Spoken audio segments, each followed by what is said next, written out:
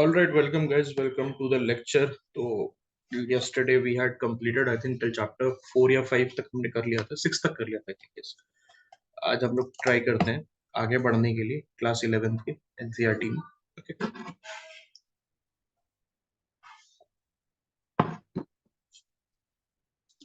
so let us talk about mass movement. तो mass movement क्या होता है?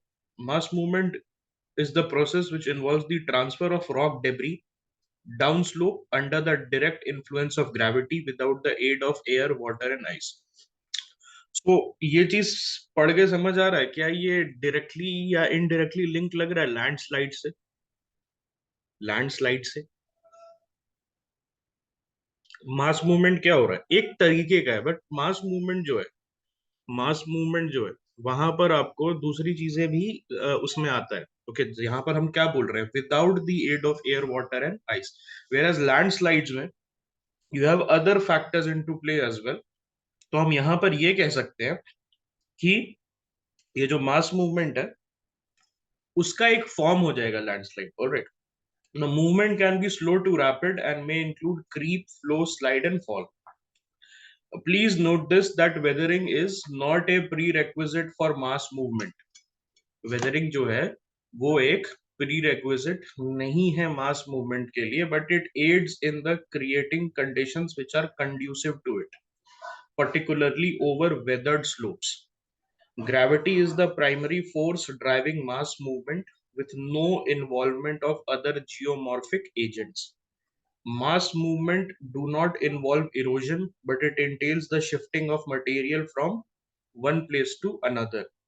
Material yield to disturbing forces only when the force exceeds the shearing resistance. बड़ा important है, आपको एक चीज समझना होगा कि ये क्या बोल रहा है. सबसे पहली बात तो ग्रेविटी को प्राइमरी फोर्स बता रहा है which is driving the mass movement. Downward slope है, उसमें मटेरियल कैसे नीचे जा रहा है? ऑब्वियसली ग्रेविटी कल ही हमने पढ़ा था दैट इक्वली सभी उस पे इक्वली अटैक करता है. ग्रेविटी जो है हर किसी मटेरियल पे इक्वली अटैक करता है. करेक्ट? ओके. और यहां पर जो है ये क्या बोल रहा है कि मास मूवमेंट में gravity is the primary force without the involvement of other geomorphic agents. Geomorphic agents कल हमने पढ़ा था, क्या क्या था geomorphic agents? Wind. Correct, it was wind, water, है ना? Glacier, we studied about glacier as well. ठीक है, glacial movement. So all of these things are very important for you, for your GS1 means also. अगर आपको याद होगा तो there is this one concept of GLOF. GLOF का होगा glacial outburst flow करके एक कंसेप्ट होगा, आपको याद होता है ग्लेशियल लेक आउटबर्स्ट फ्लो. तो वो ये सारी चीजें जो है आपका इंपॉर्टेंट हो जाता है GS1 में, and specially even if you link it with GS3 disaster management as well. Okay. Factors such as weak unconsolidated materials, steep slopes, abundant precipitation and lack of vegetation favor mass movement. अब यहां पर बोल रहा है कि gravity तो चलो एक हो जाता है, ठीक है, ग्रेविटी तो एक मूवमेंट हो जाता है, मास मूवमेंट का रीजन हो सकता है. लेकिन यहां पर अगर आप देखो तो ये बोल रहा है कि वीक अनकंसोलिडेटेड मटेरियल. अब ये वीकनिंग ऑफ अनकंसोलिडेटेड मटेरियल कैसे हो सकता है? Can you like just think what is the process? Okay, what is the process through which there can be weakening of unconsolidated material? Can I say anthropogenic activity can be a reason? Tunnel बनाना ऐसे जगह पे जहां पर already weakening of material है, वहां पर आप होटल्स बना रहे हो. जोशीमठ, कैन आई से लाइक दैट? जोशीमठ टाइप का situation. Joshimath was a different situation, वहां पर सिंकिंग हुआ था. ओके, वहां पर क्या होता? सिंकिंग हुआ था. बट उसी तरीके का एंथ्रोपोजेनिक एक्टिविटी से हम क्या कर रहे हैं? मटेरियल्स को वीक कर रहे हैं, माइनिंग कर रहे हैं. Correct. Then steep slopes, abundant precipitation. Okay, abundant precipitation and lack of vegetation. मतलब अगर आप आज भी जाओगे नैनीताल में, if you go to Nainital and if you hire a local guide, so they will tell you कि कैसे in the past 30-40 years 70 to 80% of Nainital's vegetation has been cleared, and this is the same thing in other places of Uttarakhand as well. तो क्या हम what we are doing, यहाँ पर आपको ये चीज देखना है कि वेजिटेशन क्या करता है। रूट्स होते हैं प्लांट्स के या ट्रीज के, बड़े बड़े ट्रीज के रूट्स होते हैं। रूट्स क्या करता है, वो होल्ड करता है सॉइल को। When you cut the trees, आप अपना शेड बनाने के लिए, होटल बनाने के लिए, लॉज बनाने के लिए आपने ट्री काट लिया, या हाईवेज बनाने के लिए, ऐसी जगह पे जहां पर रोड भी नहीं बनना चाहिए था, वहां पर क्या होता है, उन्होंने क्या किया है, वहां पर हाईवेज बनाना स्टार्ट कर दिया। तो उसके वजह से क्या हो रहा है, जो पहले ट्रीज होते थे which use to hold the soil, which use to consolidate the soil, अब वो है नहीं। और उसके वजह से now when the gravity is acting, अब यहां पर समझो आप, अब ग्रेविटी अलोन एक्ट कर रही है विदाउट एनी जियोमॉर्फिक एजेंट्स, लेकिन इसके पहले ही हमने कांड कर दिया। When the gravity was acting before also, the gravity act is acting now also, उतना ही प्रेशर से ग्रेविटी एक्ट कर रही है। What is the pressure, I think gravity earth पे कितना करती है, जी, जी ऐसे ही निकालते हैं ना हम लोग। इट्स द जी, ग्रेविटी को ऐसे ही निकालते हैं ना, something, it's constant, right. Gravity is constant, 9.8 something है ना, इट इज कांस्टेंट। तो ग्रेविटी पहले भी उतनी ही लग रही थी, अभी भी उतनी लग रही है, लेकिन हमने वहां के रूट्स को इतना वीकन कर दिया है दैट वो अब नीचे आ रही है, ठीक है। Okay, activating causes of mass movement, removal of support from below material through natural और आर्टिफिशियल मींस, वही कर रहे हो आप, पेड़ वगैरह काट रहे हो, उसका रूट्स होल्ड करता था। Increase in gradient and height of slopes, overloading from natural or artificial addition of materials, overloading due to heavy rainfall, rainfall is also one of the issues। अब लेकिन heavy rainfall का क्या है, ये climate change में हम देख सकते हैं, climate change में आप इसको देख सकते हो। Okay, saturation of slope material, that is also one reason। उसके बाद removal of material from over original slope surfaces, occurrence of earthquakes and और एक्सप्लोजंस। आपने डायनामाइट उड़ा दिया, ठीक है, ये नहीं सोचा कि डायनामाइट जो आप यूज कर रहे हो हाईवे बनाने के लिए, उससे आसपास का वेजिटेशन में क्या फर्क पड़ेगा।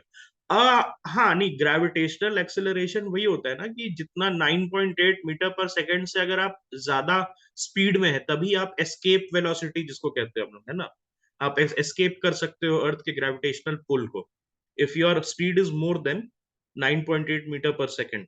सो that's what I was saying. लेकिन जो डाउनवर्ड ग्रेविटी लगता है वो तो सिमिलर होता है। अर्थ में कहीं भी तुम कूदो, अर्थ में तुम कहीं भी कूद लो, तो तुम नीचे आओगे उसी स्पीड से ना, कि कहीं पे डिफरेंट है, डिफरेंट तो नहीं है। अर्थ में यूनिफॉर्मली आपको, it's a uniform major, uniformly आपको लगता है ना। Excessive natural seepage, indiscriminate removal of natural vegetation, heavy drawdown of waters from lakes, reservoirs, or rivers, leading to slow outflow from under slopes or river banks. Now, let us talk about the types of movement. Heave, it refers to upward movement of soil, which is often caused by frost growth and other causes. यहाँ पर क्या देखना है आपको, heave में क्या बोल रहा है, अपवर्ड मूवमेंट ऑफ सॉइल, ठीक है। अब हम आ जाते हैं फ्लो पे। What is flow? It involves the movement of materials downslope in a fluid-like manner, often occurring in saturated or semi-fluid condition। यहाँ पर क्या बोल रहा है, जैसे हीव में बोल रहा था अपवर्ड मूवमेंट, और यहाँ फ्लो में बोल रहा है डाउन स्लोप पे मूवमेंट ऑफ मटेरियल, कैसे, एक फ्लूइड मैनर में, ठीक है। ऑल राइट, यहाँ पर फ्रॉस्ट ग्रोथ होता है ना, यहाँ पर आप देखो फ्रॉस्ट ग्रोथ की वजह से ऊपर पुश नहीं होगा सॉइल, सॉइल पुश नहीं होगा when there will be frost growth. Frost growth from suppose within, जैसे वहां होता है ना, जैसे how does volcanic activity works, volcanic activity भी तो आपको हीव करता है ना, उसी तरीके से जब फ्रॉस्ट का ग्रोथ होने लगता है तो वो क्या करता है, आपका जो है अब स्पेस बनाने के लिए ऊपर की तरफ हीव करता है। हीव मतलब आप ऊपर की तरफ पुश करना, ये सब याद नहीं करना, ये सब याद नहीं करना, इसीलिए मैं उड़ा रहा हूँ। ये सारी चीजें जो है ना, may be important for you in mains. Okay, see, NCERT कर रहे हैं तो पता रहने के लिए, पता रहने के लिए, ओके, इसको देख ले रहे हैं, क्वेश्चंस नहीं आने वाले, that's what I am saying. Okay, after, अभी रुक जाओ, 16 मार्च हो गया, I want to complete this as early as possible. उसके बाद आपको मैं खुद बता दूंगा कि ये डॉक्यूमेंट है, इसका क्या क्या आपको पढ़ना है, ठीक है। So then when in the next month, next few weeks, when you are going to revise this, तो आपको पता चल जाएगा कहाँ से क्वेश्चन आएगा। दूसरी चीज हम क्या करेंगे, हम 6 से 7 टेस्ट सीरीज बना लेंगे क्लास में, लाइक बैठ के ऐसे ही 100 क्वेश्चंस का डिस्कस करके। 600 700 क्वेश्चंस बन जाएगा बेसिक ज्योग्राफी से, तो आई थिंक हमारा एनसीईआरटी कंसोलिडेट हो जाएगा। Is that fine with you guys? I think that is more important rather than इस तरीके से पढ़ने से बेटर रहेगा हम अगर क्वेश्चंस बना लें, है ना। क्वेश्चंस बनाओगे तो ज्यादा आपको रहेगा, मे बी पार्टिसिपेशन करके। okay, I might, you might participate and say okay, the answer is A and B, and then we will go back and see what is the answer, उसका explanation पढ़ेंगे, उसको explanation को discuss करेंगे, और ऐसे करके 6 से 7 दिन लगा के 100 क्वेश्चन अ डे करके हम लोग इसको खत्म कर देंगे। स्लाइड क्या है? Slide entails the relatively rapid movement of materials along a well-defined surface, often characterized by a distinct sliding motion। तो स्लाइडिंग मोशन क्या, यहाँ पर हमने क्या पढ़ा, तीन चीजें पढ़ दी। हीविंग मतलब ऊपर जा रहा है, फ्लो मतलब नीचे आ रहा है, और स्लाइड मतलब क्या है, अलोंग द सरफेस, ऐसे स्लाइड कर रहा है, ठीक है। अलोंग द सरफेस वो क्या कर रहा है, डिस्टिंक्ट रैपिड मोशन के थ्रू वो स्लाइड कर रहा है, ठीक है। अब हम आ जाते हैं लैंड स्लाइड्स पे। These are relatively rapid and perceptible most movements of materials, typically occurring in relatively dry conditions। तो relatively dry conditions में होता है, लेकिन जनरली हम क्या देखते हैं, लैंडस्लाइड्स कब होता है? It is often accompanied by rain in the mountainous regions। बारिश बहुत तेज हो जाती है, तो जनरली हम हमें देखने को मिलता है ना, बहुत सुनने को मिलता है हिमाचल में, उत्तराखंड में। इट्स वेरी कॉमन, JNK में, लद्दाख में। Correct. Type of landslides which are based on types of movement. Okay, तो स्लम्प होता है, slump involves the slipping of one or several units of rock debris with a backward rotation with respect to the slope over which the movement occurs। तो सबसे पहले हम क्या पढ़ रहे हैं, स्लम्प। ओके, यहाँ पर क्या हो रहा है, एक या बहुत सारे यूनिट ऑफ रॉक डेब्री जो है वो बैकवर्ड रोटेशन, ओके, उसके साथ स्लिप करते हैं, ठीक है, with respect to the slope over which the movement occurs. तो जहां पर जिस स्लोप पे मूवमेंट अकर हो रहा है ऑफ द वन और मल्टीपल यूनिट ऑफ रॉक्स का, वहां पर हमें क्या देखने को मिलता है, बैकवर्ड रोटेशन देखने को मिलता है, ठीक है। उसके बाद there is debris slide. It is the rapid rolling or sliding of earth debris without backward rotation. Unlike slump, debris slide में there is no backward rotation. Alright, then comes your debris fall. यहाँ पर it refers to the free fall of earth debris from a vertical or overhanging face. ऐसे है, suppose there is a cliff type का, यहाँ पर बहुत सारा accumulate हो गया मटेरियल, और वहां यहाँ पर क्या बोल रहा है, फ्री फॉल। यहाँ कुछ स्लाइड वाइड नहीं हो रहा है, वो ऐसे ही गिर गया। There is no backward rotation, there is no sliding, there is only ये फ्री फॉल। ओके, हाँ, एक तरीके से लीप आप ले रहे हो, ठीक है। Then comes your sliding. तो sliding involves the movement of individual rock masses down bedding, joint or fault surfaces. Okay, it can be very fast and destructive अगर स्टीप स्लोप्स के साथ हो रहा है, ठीक है। तो यहां पर क्या बोल रहा है, ये इंडिविजुअल रॉक मासेस को का मूवमेंट है। Alright, then comes your rock slide। It is the free falling of rock blocks over any steep slope while keeping itself away from the slope। ये कहां पर होता है, superficial layer of rock face, जिससे यहां पर क्या होता है, distinguish itself from rock slide which affects material up to a substantial depth. तो ये क्या बोल रहा है, free falling of rock blocks. Rock slide में होता क्या, free falling of rock blocks किसी भी स्टीप सरफेस। वेरी सिंपल, ज्यादा सोचने की जरूरत नहीं है। एक रॉक का ब्लॉक है, okay, and that is sliding down, alright, over any steep slope, आप उसको रॉक स्लाइड बोल सकते debris, avalanche and landslide in India Himalayas में होता है क्यों? Because Himalayas are tectonically active mountain ranges. हमने कल बात की थी किस टाइप का माउंटेन है ये, यंग ब्लॉक माउंटेन है कि फोल्ड माउंटेन है? यंग फोल्ड माउंटेन है, ऑलराइट, अभी भी बन रहा है, ऑलराइट। तो ये बताओगे ये इंडियन प्लेट, ऑलराइट, और हमारा प्लेट कौन से प्लेट से कनेक्टेड है? The Indian plate is connected to which plate? Australian plate, Indo Australian plate, correct. आपको याद होगा तो हमारा कहां से स्टार्ट होता है? माकरान कोस्ट से। एक सिंगुलर प्लेट है माकरान कोस्ट से लेके न्यूजीलैंड तक, माकरान कोस्ट से लेके न्यूजीलैंड वाले एरिया तक आपका एक सिंगल प्लेट की तरह दिखता है। प्लेट्स क्यों इंपॉर्टेंट है? प्लेट्स को स्टडी करना इसलिए इंपॉर्टेंट है बिकॉज आपको जोन ऑफ अर्थक्वेक के बारे में पता चलेगा, because it is at the plates. ये समझो कि प्लेट के पास, दो प्लेट के पास वाले एरिया में सबसे ज्यादा टेक्टोनिक एक्टिविटीज होगी, यस और no?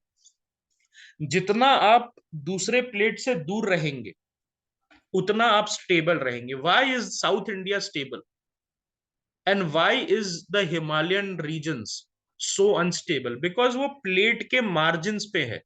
Did you understand what I just said? Plate के मार्जिन के पास आप जितना रहोगे उतना आप ससेप्टेबल रहोगे अर्थक्वेक के लिए, और जितना आप दूर रहोगे प्लेट के मार्जिन से उतना आपके पास अर्थक्वेक की प्रॉब्लम्स नहीं आएगी। ओके, आप ये समझो, मेरी बात ध्यान से सुनना।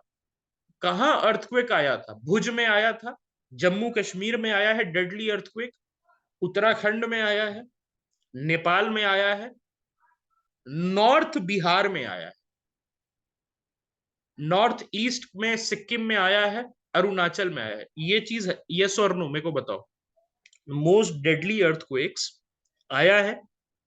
नाउ ये सारे एरिया, यहां पर मैंने हैदराबाद का नाम लिया, मैंने थिरुवनंतपुरम का नाम लिया, मैंने चेन्नई का नाम लिया, या मैंने किसी तमिलनाडु के एरिया का नाम लिया, मैंने श्रीलंका का नाम लिया?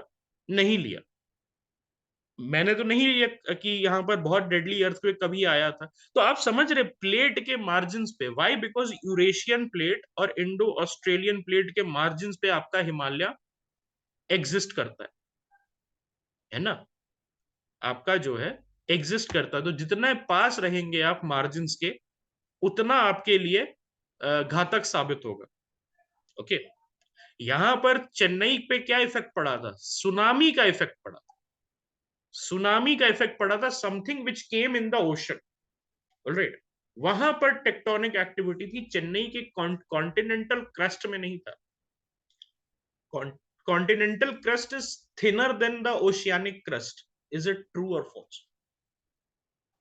इट्स फॉल्स, क्योंकि continental crust is 10 kilometres in, basically in, उसको आप बोलोगे जो उसका डेप्थ है या उसका क्रस्ट का थिकनेस है, दैट इज 10 किलोमीटर्स के around.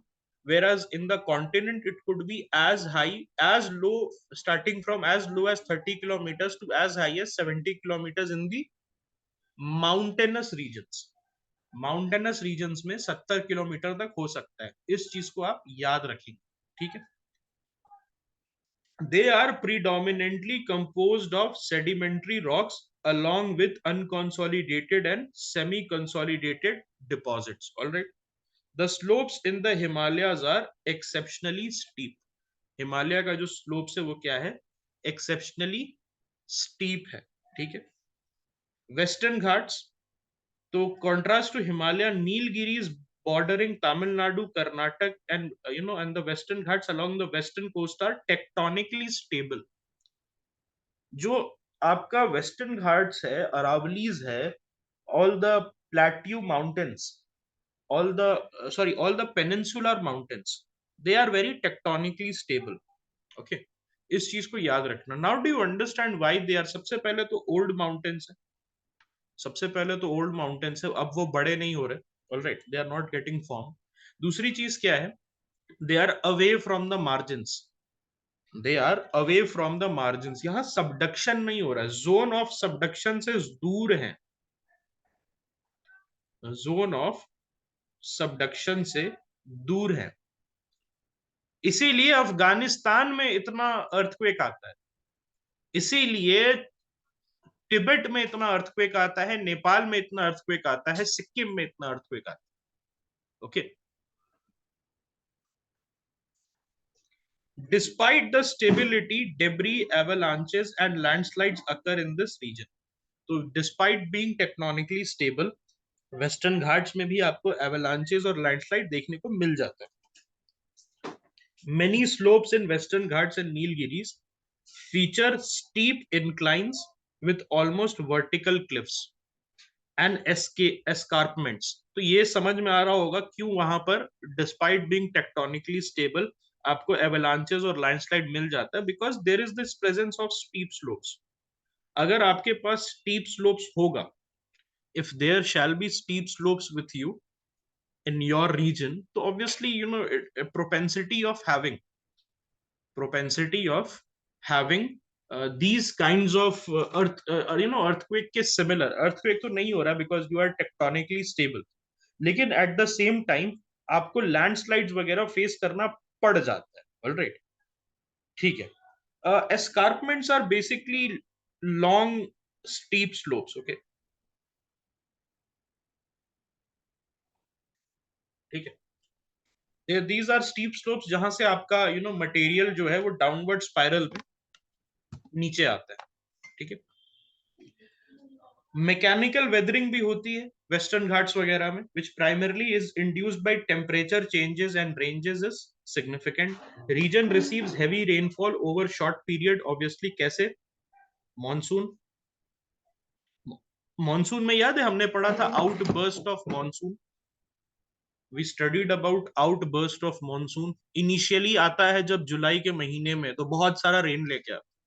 So, will this also lead to a very precarious situation for Western Ghats, जहां पर हमें अचानक से अगर पानी आ जाता है और स्टीप स्लोप पहले से प्रेजेंट है, एस्कार्पमेंट्स पहले से प्रेजेंट है, so you can say that यहां पर आपको ये लैंडस्लाइड्स वगैरह देखने को मिल जाता है। करेक्ट। अब हम आ जाते हैं इरोजन एंड डिपोजिशन पे। Let us talk about erosion and deposition. So, erosion involves the acquisition and transportation of rock debris by various erosional agents, which subsequently deposit the transported material in plain areas. It occurs when massive rocks breaks into smaller fragments through weathering. तो सबसे पहले यहाँ पर हम क्या बोल रहे हैं, इरोजन क्या होता है, acquisition and transportation of what, rock debris. और ये रॉक डेब्री किस टाइप से जाता है, स्मॉलर फ्रैगमेंट्स में, फाइनर फ्रैगमेंट्स में टूट के आगे जाता है। Okay, erosional geomorphic agent such as running water, ground water, glaciers, wind and waves, तो ये सारे जो हैं आपके क्या हो जाते हैं, इरोजनल जियोमॉर्फिक एजेंट्स, ठीक है। And they transport the debris depending on their dynamics. Abrasion by rock debris carried by these agents significantly aids in erosion. जो ये रॉक डेब्री आपके लैंड के ऊपर चलेगा, उससे क्या होता है, there is a significant thing, rock debris के चलने की वजह से एक सिग्निफिकेंट इरोजन हमें देखने को मिलता है। तो हम बोलते हैं ना, layer of removal of the top layer is called erosion. Soil erosion आपने पढ़ा होगा बचपन में, that is okay, that is the concept basically. यहाँ पर क्या होता है, सॉइल का टॉप लेयर जो होता है, because of the activity of the erosional agents वो हट जाता है। ओके, इसीलिए बोला जाता है इरिगेशन, ओवर इरिगेटेड लैंड में क्या होता है, हमें इरिगेशन का सामना करना पड़ता है, सॉरी इरोजन का सामना करना पड़ता है। Have you heard about this fact that you should not over irrigate? उससे क्या होता है, सॉइल में लीचिंग होने लगता है, एंड ऊपर का जो लेयर है, टॉप सॉइल का लेयर है, वो क्या होता है, रन ऑफ हो जाता है। There is a process called run off because of the water. Okay, weathering, mass wasting, and erosion are degradational processes responsible for continuous changes in the earth's surface. Okay, ठीक है। क्या क्या हम बोल रहे हैं, what are the degradational processes?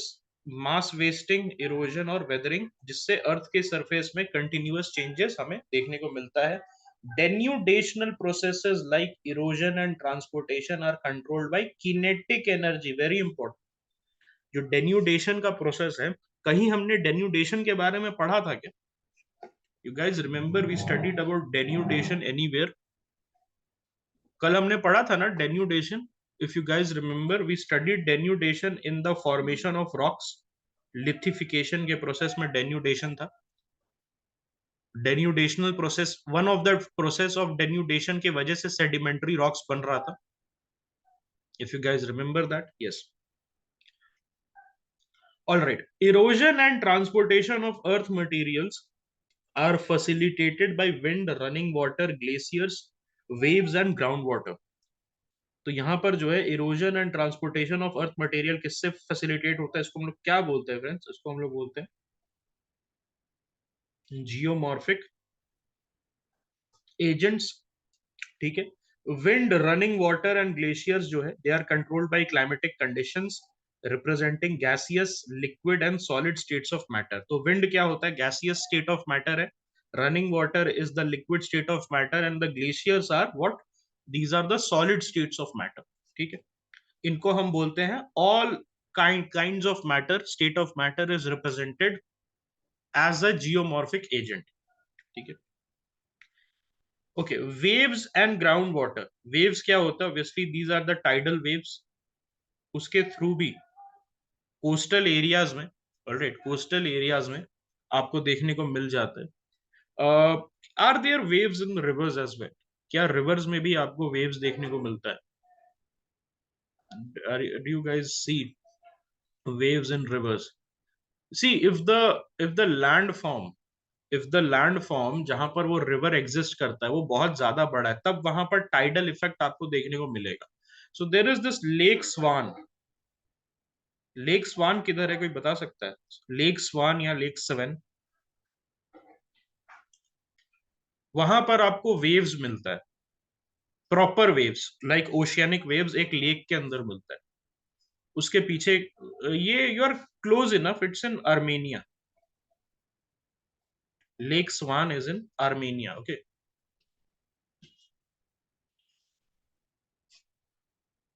ठीक है। अब यहां पर क्या बोल रहा है? वेव्स किससे कंट्रोल हो रहा है? वेव्स तो आपका कंट्रोल नहीं हो रहा है क्लाइमेट से। Waves are being controlled by tides. Okay, alright. Aphelion and perihelion सुना है आप लोगों ने? हमने बात की थी क्लास 6 की एनसीईआरटी जब हम पढ़ रहे थे। Aphelion and perihelion, movement of moon, movement of sun, उसके वजह से आपका टाइड्स कंट्रोल होता है। ठीक है, तो ये इंपॉर्टेंट हो जाता है। Summer solstice, winter solstice, aphelion, perihelion, ये सारी चीजें जो है ना, ये सारी चीजें ये आपको यूपीएससी इजी क्वेश्चन के तौर पे आपसे पूछेगा। सो ऑलवेज रिमेंबर, ज्योग्राफी जो है उसका अगर 15 क्वेश्चन है सपोज, तो उसमें से there will be at least one question which is very straightforward like this, कि बताओ विंटर सोलिस्टिस क्या होता है, समर सोलिस्टिस क्या होता है। ओके, मैंने पहले ही बताया था यूपीएससी पेपर सिर्फ कोचिंग वाले लड़कों या लड़कियों के लिए सेट नहीं करता। UPSC sets paper for all people, ये देख के कि यार कोई अरुणाचल और कोई गांव से लड़का भी आया होगा जिसके पास वो प्रॉपर साधन नहीं है, जिनके पास वो प्रॉपर रिसोर्सेज नहीं है, तो उसके लिए भी कुछ क्वेश्चंस रहते हैं। अब यहाँ पर आपको पता है that you have an undue advantage because of your privilege, that you can prepare full time, you have the correct guidance, you have the correct books. तो आपको क्या करना है? आपको एक्सप्लॉइट करना है। 20 से 25 क्वेश्चन जो रहते हैं उसको आपको क्या करना है? ढूंढ ढूंढ के फर्स्ट आइटरेशन में सॉल्व कर लेना है। Okay, competition, those people are not your competition, even UPSC knows this fact, that जो बेचारे जिनके पास पैसा नहीं है, जो सिर्फ अपने स्कूल की किताबें पढ़ के यूपीएससी में बैठ सकते हैं, या जिनके पास सिर्फ एक बेसिक एजुकेशन है, and they are not able to go to Delhi or any other places, तो उनके लिए यूपीएससी 20 से 25 क्वेश्चन डालेगा जस्टिफाई करने के लिए that this exam is still egalitarian, कि आप जो है एनसीईआरटी पढ़ के भी आगे निकल सकते हैं। ये जस्टिफाई करने के लिए वो कर सकते हैं। इसीलिए आपको क्या करना है? आपको वही 20 से 25 क्वेश्चन ढूंढने। इवन इन 2023 अटेम्प्ट, जो कि मदर ऑफ ऑल पेपर बोला गया है, उस अटेम्प्ट में भी there were 20 to 25 question which could have been done on the face of it, है कि नहीं? सामने से आप कर सकते थे 20 से 25 question, and this time it will be easier, on the easier side only, that's what I feel. It will not be harder than 2023 because then that will be total lunacy, अगर ऐसा होगा तो। ऑलराइट, ऑलराइट, डिपोजिशन पे आ जाते हैं। So deposition occur as a consequence of erosion when erosional agents lose velocity and energy on gentler slope, causing the materials they carry to settle. अब deposition क्या होता है? Action is done. Deposition मतलब क्या होता है? There is a seizing of action. जो आपका मटेरियल आ रहा था बहुत दूर से, मटेरियल को कैरी कर रहे थे जियोमॉर्फिक एजेंट, उसका अब डिपोजिशन हो रहा है, एक जगह पे जाके अक्यूमुलेट हो रहा है। सो कल हमने पढ़ा था, if you guys remember, sedimentary process. Sedimentary process का ये सेकंड पोर्शन है। डिपोजिशन के बाद ही आपका व्हेन द मटेरियल डिपॉजिट, उसी के बाद ही लिथिफिकेशन होता है। Yes, it is not actively performed by any agent, rather it occurs naturally as materials settle based on their size and weight, with coarser material depositing first below by finer ones. तो यहां पर क्या होता है, जो course material होते हैं वो पहले डिपॉजिट हो जाते हैं, उसके बाद फाइनर मटेरियल डिपॉजिट होता है। Okay, deposition फिल्स up depression. Depression मतलब मानसिक तनाव नहीं, डिप्रेशन मतलब गड्ढा। ओके, उसमें जो है वो डिपोजिशन क्या करता है, उसको मटेरियल से फिल कर देता है with the same erosional agents, running water, glacier, wind, waves and ground water acting as aggradational or depositional agents. Aggradation क्या होता है? What is aggradation? Does anybody know? हमने कल ही बात की थी अग्रेडेशन के बारे में। Anybody has any idea about aggradation? Basically to build up, या एक जगह पे कोलेस होना, डिपॉजिट होना। ओके, डिपॉजिट होना, बिल्डअप होना, कोलेस होना। ओके, सो अग्रेडेशनल एजेंट या डिपोजिशनल एजेंट, जो पहले आपका एजेंट था, जो कि आपको हेल्प कर रहा था ट्रांसपोर्ट करने में। ओके, जियोमॉर्फिक एजेंट्स की तरह काम कर रहा था, वही एजेंट आज आपका after travelling a distance depositional agent का काम करेगा। When we are talking about rivers, तो ये डिपोजिशनल एजेंट कहां पर काम होगा? अपर कोर्सेज में कि लोअर कोर्सेज में? This will be in lower courses, correct. ठीक है, so this chapter is done, our chapter is over. Deposition, landform, everything is done. Now हम सॉइल वाले चैप्टर पे चलते। Okay, now let us talk about soil formation. तो soil क्या है? It's a dynamic medium जहां पर various chemical, physical and biological activity continuously occur करता है। It serves as both a result of decay and medium for growth, undergoing alternating condition of cold और and warm और dry and moist, जिससे biological activity impact होती है। ठीक है, तो फिर से एक बार देखते हैं इसको। ये क्या है? बोल रहा है सॉइल एक डायनामिक मीडियम है जहां पर केमिकल, फिजिकल और बायोलॉजिकल एक्टिविटी होती रहती है। केमिकल सब समझ गए। फिजिकल का मतलब क्या है?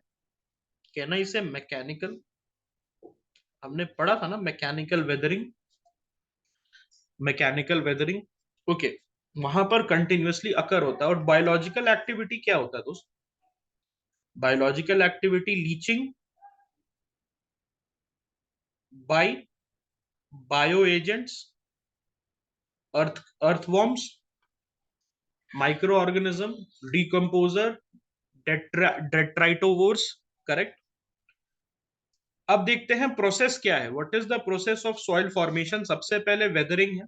ओके, वेदरिंग इसको क्या बोलते हैं? पेडोजेनेसिस। ओके,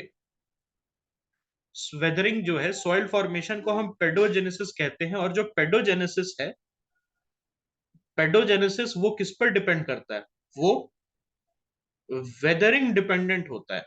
अब यहां समझो जो सॉइल का लेयर है, अलुवियल सॉइल ले लो, ब्लैक सॉइल ले लो, रेड सॉइल ले लो, laterite soil, you take any soil, all of them have been formed out of rocks or not. जब रॉक का वेदरिंग हुआ, मैकेनिकली ब्रेक डाउन हुआ, और उसके बाद आपका, if you guys remember khadar and bangar, वो भी तो क्या था, फाइनर को, अगर फाइनर रॉक्स हो जाता है तो वो क्या हो जाता है, खदार, और अगर कोर्सर रॉक्स है तो वो क्या हो जाता है, बंगार। ठीक है, तो यहां पर क्या है, वेदरिंग जो है, it represents the depth of weathered material and serves as the basic input. Please remember, जो वेदरिंग ऑफ रॉक्स है, it is the basic material, basic input है। जैसे खीर बनाने के लिए दूध एंड चावल इज द बेसिक इनपुट, उसी लिए weathering of rocks is the basic input for soil formation. उसके बाद कोलोनाइजेशन, सो वेदर्ड मटेरियल, अब रॉक्स टूट गया है, वेदर मटेरियल्स और transported deposits are colonised by bacteria. Now यहां पर क्या है, bacteria, it's now the time of biological agent and other lower plant organisms such as mosses and lichens. Now यहाँ पर बड़ी इंटरेस्टिंग चीज है, इंटरेस्टिंग चीज ये क्या है कि अब मॉसेस यहाँ दे दिया गया है आपके एनसीईआरटी में, तो आपका ड्यूटी बनता था कि आप अब उसको विकीपीडिया से अच्छे से करके चले जाओ। किसी ने अभी तक किया है क्या, मॉसेस लाइकेंस का भेज दिया है क्या विकी वाला? अगर नहीं भेजा है तो I highly recommend that. Okay ठीक है, किची, you can you send mosses lichens and ferns आज, can you do it for us, mosses lichens and ferns. ठीक है, तो ये 3 टॉपिक आप कर लेना and try to do it from Wikipedia only. Okay, बाकी उसको हम लोग क्लास में डिस्कस कर लेंगे।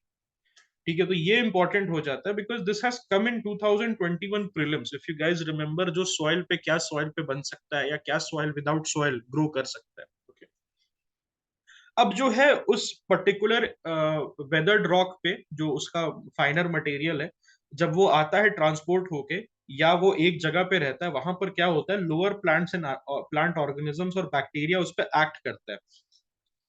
अब वो एक्ट करता है तो केमिकल सीक्रेशन होता है, there is a chemical secretion. Okay, and various minor organisms they find shelter in this environment. अब माइनर ऑर्गेनिज्म जो छोटे हैं, सिंपलर ऑर्गेनिज्म जिनको हम कहते हैं, ओके, वो जो है इस एनवायरमेंट में अपना शेल्टर बनाना स्टार्ट कर देते हैं। उसके बाद क्या होता है, humus accumulation. Humus accumulation, so dead remains of organisms and plants contribute to what, humus का accumulation. Okay, within the soil enriching its organic content. ठीक है, तो ये बहुत इंपॉर्टेंट है, जो ऑर्गेनिजम्स का डेड रिमेन है। अब यहाँ पर सिंपलर ऑर्गेनिजम्स आपके पास आएंगे तो मरेंगे भी तो जल्दी। जो सिंपलर ऑर्गेनिजम्स रहता है उसका, जो वायरस को हटा दो, वायरस को हटा दो, तो बाकी के जितने भी ऑर्गेनिजम्स हैं उनका लाइफ साइकिल बहुत छोटा होता है। They are born, they reproduce and then they die within few weeks. तो उसके वजह से क्या होता है, जो डेड एनिमल्स होते हैं उनका क्या सीन रहता है।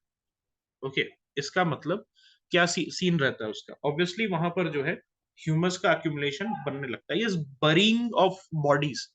तो it's it's a controversial matter, but अगर आप बरी करते हो, ऐसे हिंदू ट्रेडिशन में भी बहुत सारे लोग बरी करते हैं। हमने, आपको याद होगा, वीर शैवास के बारे में हमने पढ़ा था, लिंगायत्स के बारे में पढ़ा था साउथ इंडिया में।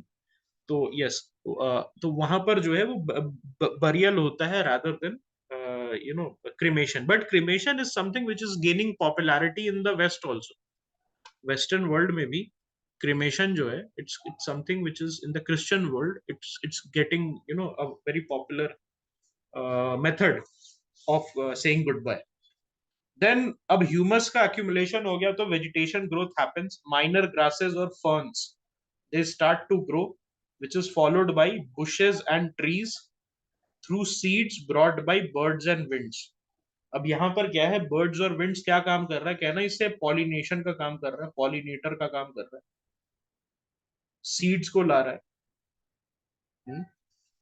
उसके बाद रूट पेनिट्रेशन, प्लांट रूट्स जो है, अब क्या है, अब आपका सिंपलर ऑर्गेनिज्म से कॉम्प्लेक्स ऑर्गेनिजम्स बनना स्टार्ट हो गया। तो उसमें आपका प्लांट का रूट्स है which penetrate the soil, while burrowing animals like rabbits and other animals they contribute to soil का aeration by bringing up particles from deeper layers. तो सॉइल को क्या कर रहे हैं नीचे से, जैसे आपने देखा होगा बरींग करते हैं तो उसके बाद ऊपर से नीचे क्या कर रहे हैं, सॉइल का एरेशन कर रहे हैं. Now do you understand why UPSC had asked the Indian squirrel question in 2023?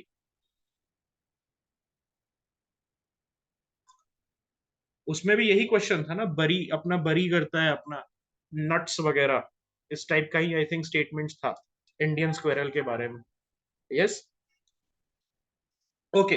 Formation of mature soil.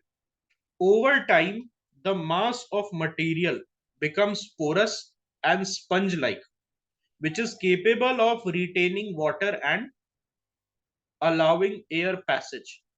यहाँ पर क्या होता है, मास ऑफ मटेरियल जो है वो पोरस हो जाता है. पोरस मतलब क्या होता है, porous is something which allows the passing of air, ऊपर से नीचे वो एयर को पास करने के लिए अलाउ करता है. And it is capable of what, retaining water and allowing air passage.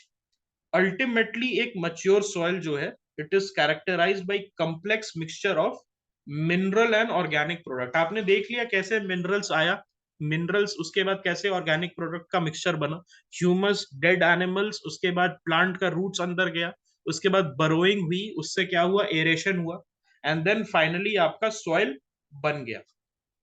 ये चीज सबको समझ में आ गई कैसे सॉइल बनता है, how the soil is formed. Alright. अब हम आ जाते हैं सॉइल फॉर्मिंग फैक्टर्स पे. तो there are 5 fundamental factors which control the formation of soil. Let us start with the parent material. किस पेरेंट मटेरियल से आपका बना है, कौन से रॉक से बना है, कौन से रॉक डेब्री से बना है, वो आपका इंपॉर्टेंट है. उसका texture, structure, mineral composition, chemical composition, वो इंपॉर्टेंट है. Nature and rate of weathering, nature और rate of weathering as well as the depth of weathering are crucial consideration. तो पेरेंट मटेरियल में वेदरिंग किस तरीके से हुआ वो इंपॉर्टेंट हो जाता है. Okay. Then comes your topography. So topography जो है वो जैसे पेरेंट मटेरियल एक्ट करता है उसी के तरीके से उसका एक पैसिव कंट्रोल होता है. Its influence is determined by the exposure of a surface covered by the parent material to sunlight. आपको पता है सनलाइट भी एक बड़ा फैक्टर है. When the sun shines on the weathered material तो वो क्या होता है, जो प्रोसेस है बायोलॉजिकल और केमिकल प्रोसेस है उसको हेजन कर देता है. ओके. इसीलिए आप देखते हो जहां पर अबंडेंट सनलाइट प्रेजेंट नहीं है वहां पर अबंडेंट खेती भी नहीं हो सकती. अबंडेंट खेती कहाँ होती है, ट्रॉपिकल एरियाज में. ट्रॉपिकल एरियाज में ही ना आपको वो मिलता है, प्रॉपर खेत, खेत खलिहान मिलते हैं. जो जहाँ ठंडे एरिया में मिलते हैं क्या, जहाँ सनशाइन होता है. आइसलैंड में कौन सी खेती होती है, या फिनलैंड में या अंटार्कटिक में कहाँ खेती होती है. इसीलिए सनलाइट भी इंपॉर्टेंट है. Okay. Soils tend to be thinner on steep slopes and thicker over flat upland area. जो soils है they tend to be thinner where on steep slopes, और thick कहाँ होते हैं, flat areas पे. ठीक है. तो जहां पर steep slopes होगा, जहां पर steep slopes होगा वहां पर soil thin होगा, और जहां पर flat lands होगा वहां पर क्या होगा, soil thick होगा. Okay. Gentle slope with slow erosion and good water percolation are conducive to soil formation. तो ऐसे gentle slopes जो है, steep slopes are not. इसका उल्टा क्या होगा gentle slope का, steep slope. जहां steep slope होता है मैंने पहले ही बताया वहां पर क्या होता है, thin soil होता है. और जहां gentle slope होता है वहां पर आपको thick soil मिल जाएगा, कंपैरेटिवली thick soil मिलेगा. और जेंटल स्लोप में जहां स्लो इरोजन होता है और वाटर का पर्कुलेशन अच्छा है. पर्कुलेशन का मतलब क्या होता है, you guys might have read about rate of percolation.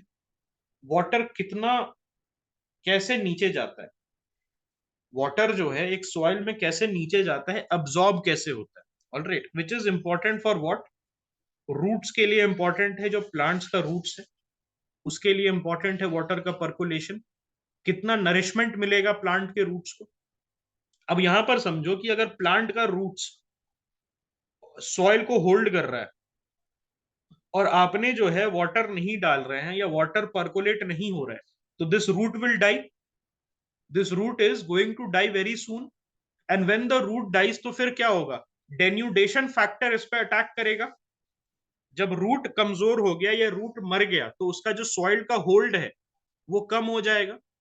अब यहां पर क्या होगा, जो वेदरिंग एजेंट्स हो गया, डेन्यूडेशनल एजेंट्स हो गया, डिपोजिशनल एजेंट्स हो गया, जियोमॉर्फिक एजेंट्स हो गया, वो क्या करेगा, आपका सॉइल को लेते चला जाएगा, और धीरे धीरे धीरे करके आपका सॉइल इरोजन होता चला जाएगा।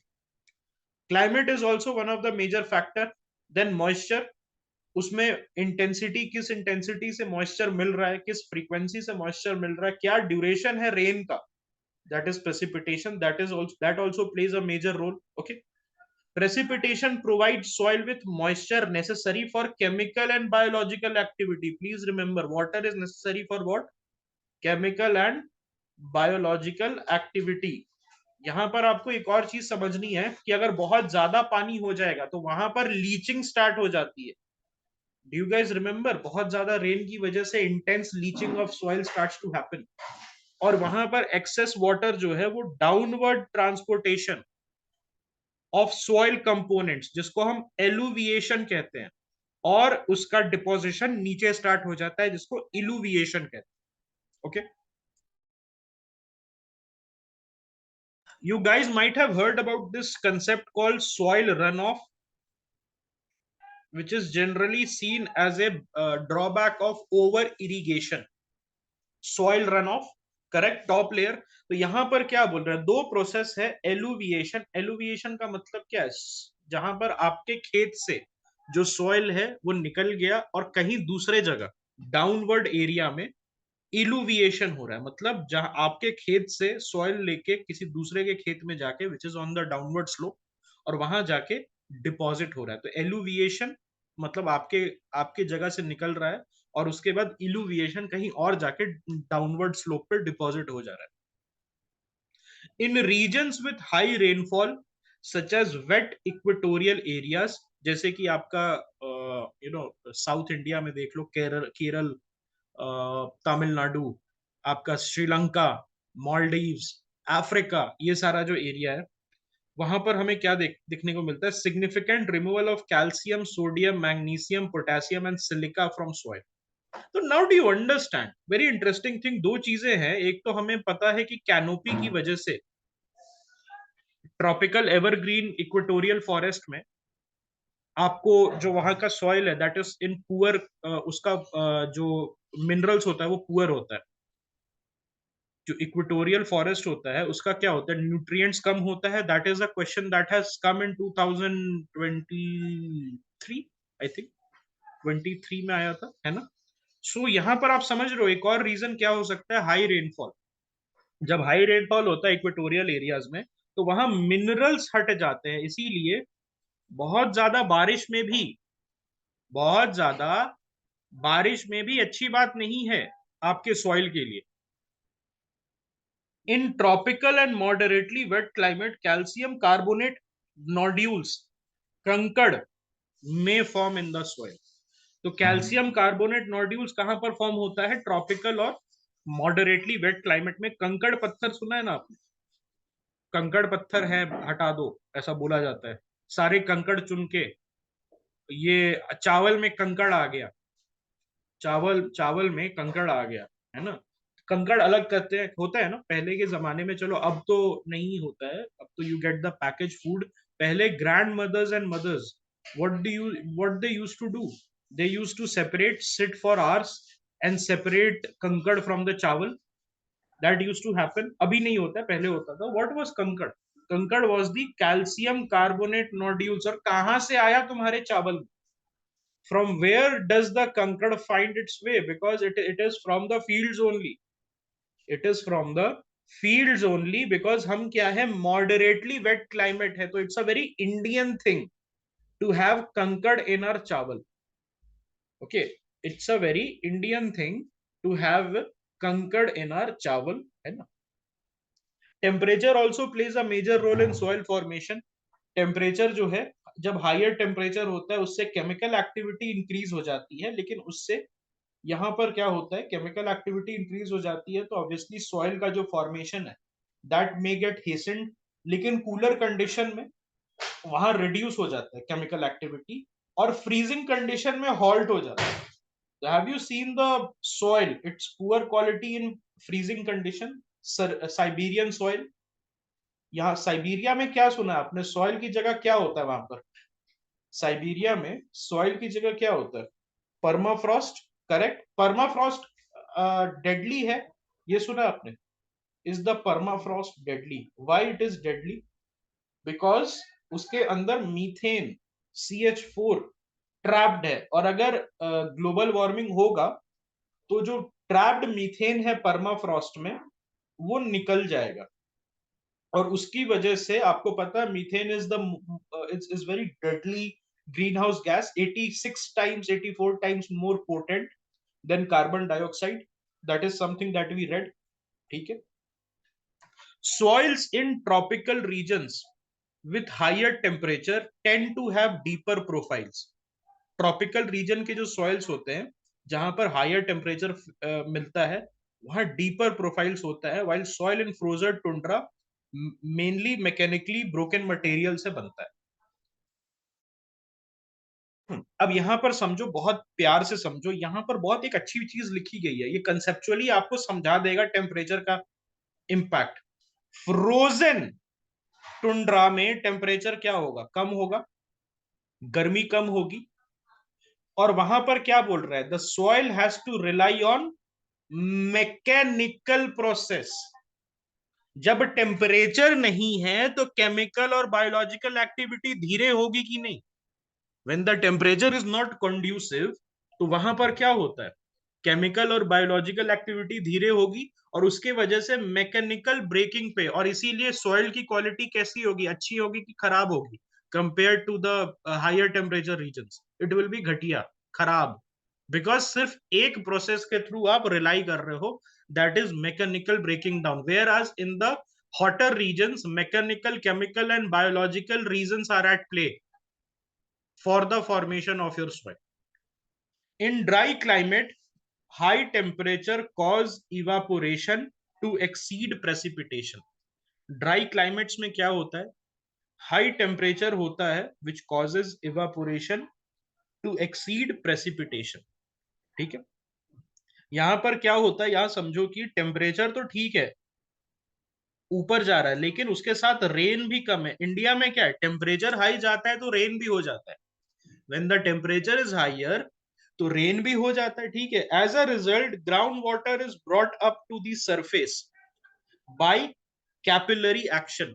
जो ग्राउंड वाटर है वो क्या होता है, सरफेस पे आ जाता है कैपिलरी एक्शन पे, leading to the evaporation of water and deposition of salts in the soil. तो यहां पर क्या होता है, अगर रेन नहीं होता है, प्लीज रिमेंबर दिस, अगर रेन नहीं होता है तो फिर ग्राउंड वाटर पे आपको रिलाई करना पड़ता है.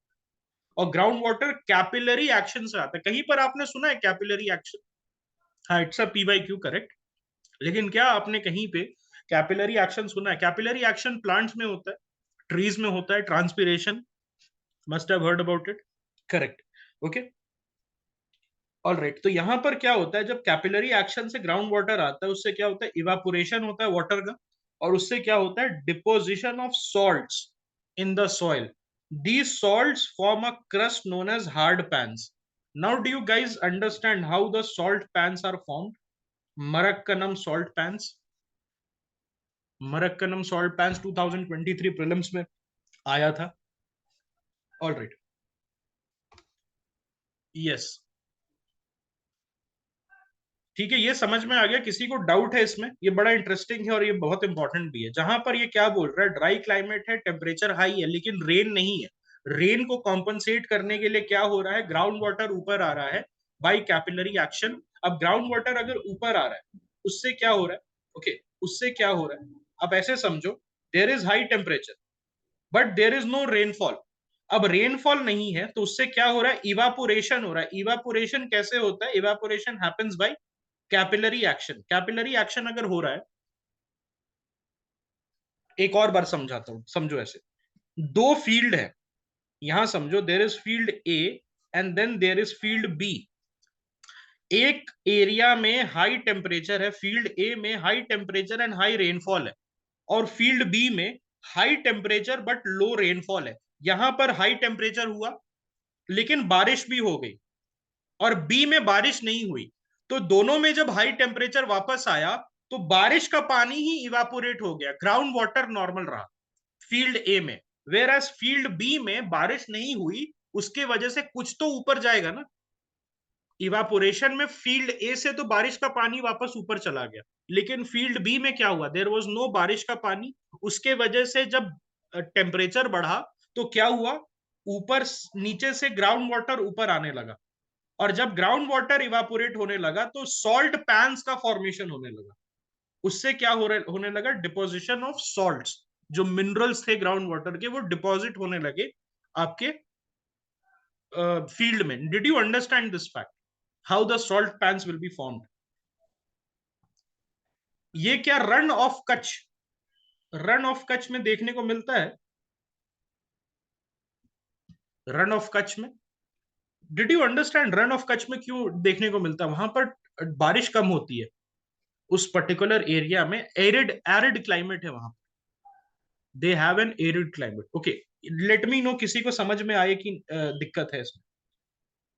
सभी को समझ में आ गया? Okay, now come to biological activity. तो vegetative cover and organisms, they also play.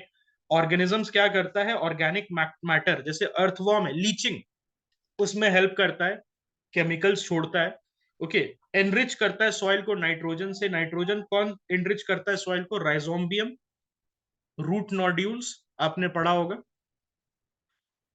Dead plants, जब प्लांट्स डेड हो जाते हैं तो उससे क्या होता है, ह्यूमस फॉर्मेशन होता है। Dead animals also does the same. Organic acids form during humification. Organic acid जो है, when it is form during humification, aid in the decomposing soil minerals.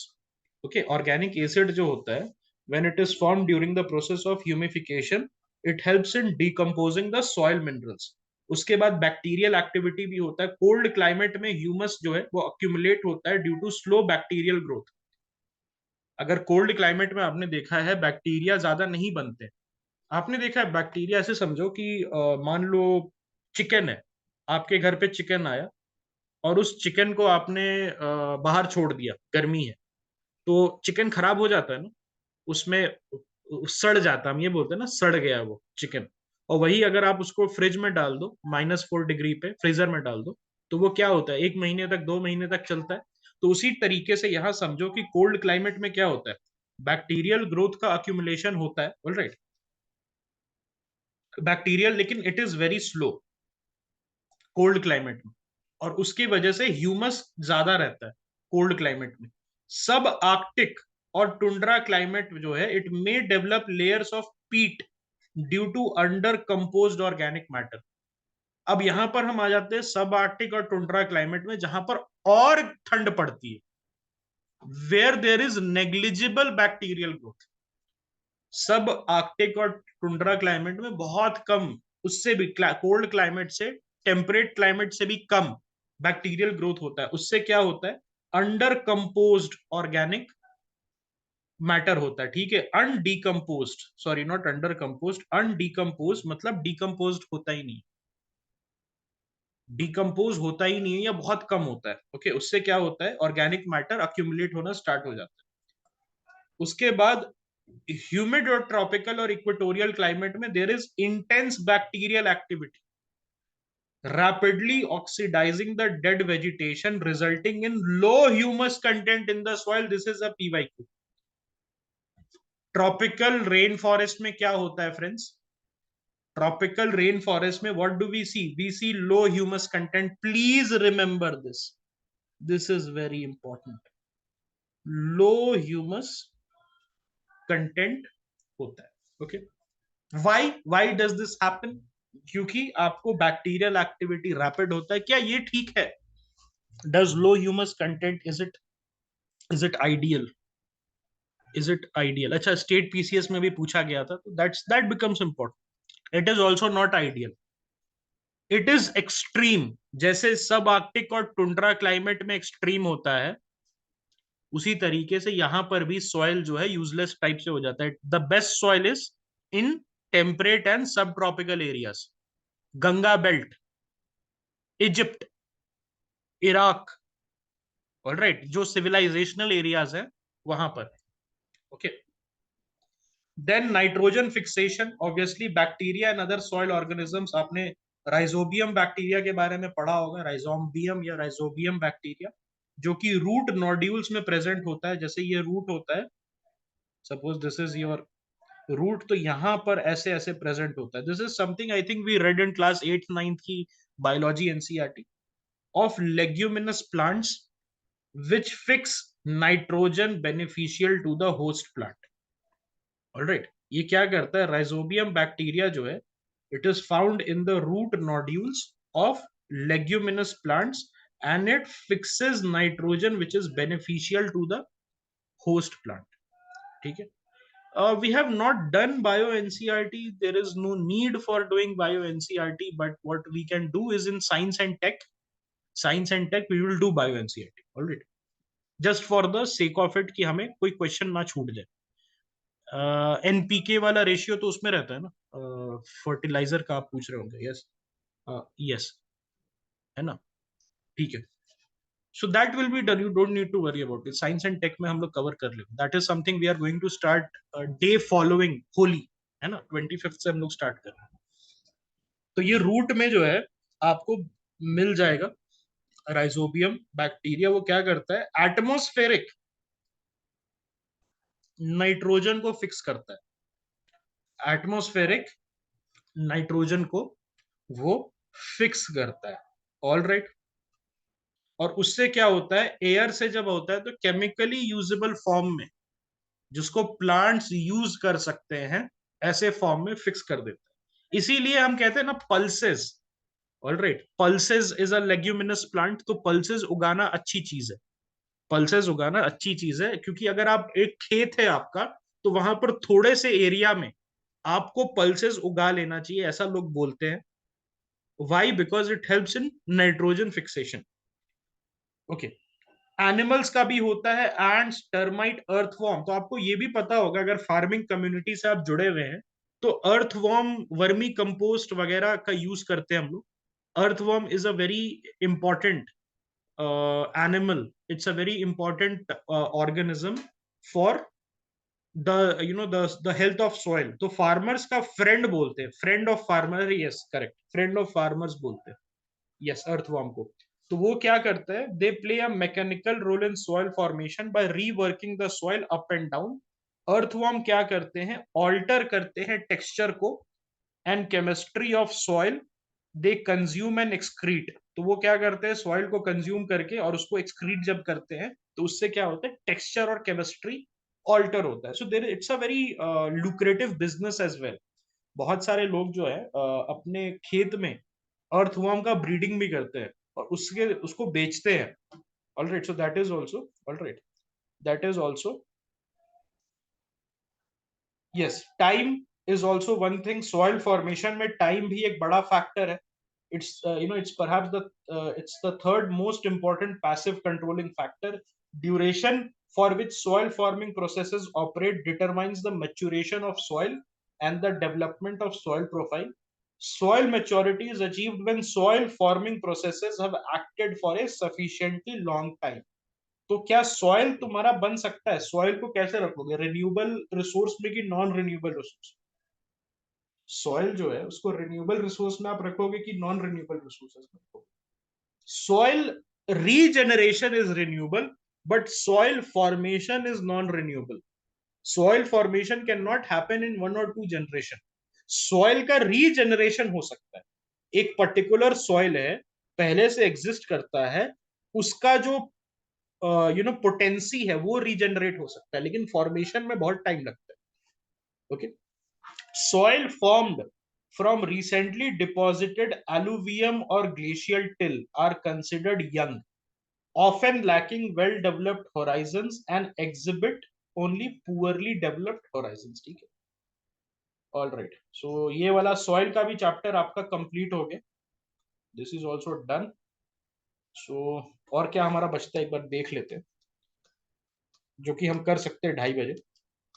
Landforms and their evolution, erosional, depositional, youth stage, mature stage, meandering of river, ये सारी चीजें हैं। Flood plains, okay, caves formation, stalactites, stalagmites, okay, pillars. वो देखा है आपने?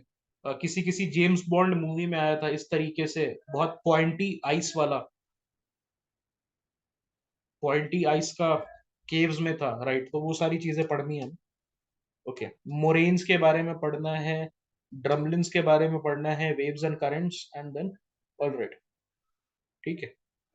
Caves कैसे form होता है, ड्यून्स कैसे फॉर्म होता है, ओके, ये सारी चीजें जो है we have to cover now. उसके बाद हमारा क्या आ जाता है, उसके बाद हमारा atmosphere and then biological activity. I think if we really push तो कल सुबह तक हमारा ये कंप्लीट हो जाएगा क्लास 11 का। उसके बाद इजी पीजी है, ओके, इजी पीजी है उसके बाद। क्लास 11th की NCERT physical geography is the main, ठीक है। What what did I right? Okay,